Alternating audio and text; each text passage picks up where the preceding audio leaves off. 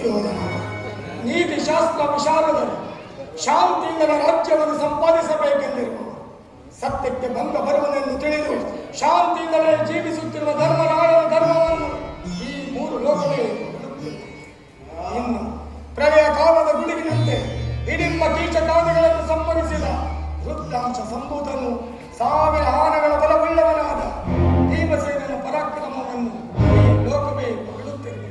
ಇದರ ಅನುಭವ ದುಶ್ಯಾಸನ ದುರ್ಯೋಧನ ನಿನ್ನ ಭಾಗವೇ ತಿಳಿದಿರುವುದು. ಇನ್ನು ಪರಶುವನಿಗೆ ಸರಿಸಮನಾಗಿ ಹೋರಾಡಿ ಪಾಶುಪದಾಸ್ತ್ರವನ್ನು ಪಡೆದ ಪರಮವೀರ ಪಾರ್ಥ ಈತನ ಪರಾಕ್ರಮದ ಮುಂದೆ ನಿಮ್ಮಗಳ ಪರಾಕ್ರಮವೇನೂ ನಡೆಯುವುದಿಲ್ಲ. ಸುಯೋಧನ, ಇನ್ನು ಮಾತೃಕುಮಾರರಾದ ನಕುಲ ಸಹದೇವರುಗಳನ್ನು ಸಾಮಾನ್ಯರೆಂದು ಭಾವಿಸಿದ ಇವರನ್ನು ವೈರಿಗಳನ್ನಾಗಿ ಮಾಡಿಕೊಳ್ಳಬೇಡ. ನಿಧಾನವಾಗಿ ಯೋಚಿಸಿ.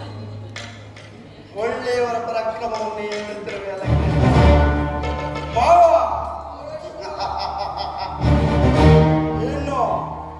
ಹೆಣ್ಣು ಕೈಲಾಗದೆ ಹೇಳಿ ಧರ್ಮರಾಯ ಸಾಧ್ವಿಯಂತೆ ವೇಷ ಧರಿಸಿ ಈ ಲೋಕವನ್ನೇ ವಂಚಿಸುವ ನಯವಂಚಕ.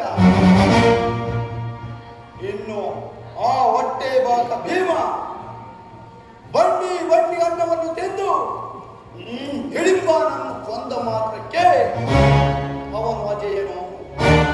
ಅದನ್ನು ನೋಡಿದವರು ಯಾರು? ಕೃಷ್ಣ, ಒಂದು ವೇಳೆ ಕೊಂದಿದ್ದರೂ ಅದು ನಿನ್ನ ಕುತಂತ್ರದಿಂದ.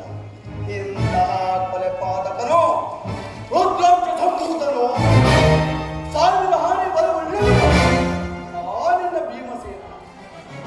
ತುಂಬಿದ ರಾಜಸಭೆಯಲ್ಲಿ ನಿನ್ನ ತಂಗಿ ಪಂಚವಲ್ಲದೆಯನ್ನು ಮುಡಿ ಹಿಡಿದ ನನ್ನ ಸಹೋದರ ಸೀರೆಯನ್ನು ಸೆಳೆವಾಗ ಎಲ್ಲಿ ಅಡಗಿದ್ದೋ ಹಾಗೆ ಸಾವಿರ ಹಾನಿ ಫಲ. ಇನ್ನು ನಿನ್ನ ಪ್ರಿಯ ಮಿತ್ರ ಪಾರ್ಥ ಕಾಲಿಗೆ ಗೆಜ್ಜೆಯನ್ನು ಕಟ್ಟಿ ಕೈಗೆ ಬಳೆಗಳನ್ನು ಕೊಟ್ಟು ಥಕ್ಕ ತೈ ಎಂದು ನರ್ತಿಸಿದ ನಪುಂಸಕ. ಅವನ ಪರಾಕ್ರಮವು ನಾನು ಚೆನ್ನಾಗಿಯೇ ಬಲ್ಲೆ. ಇನ್ನು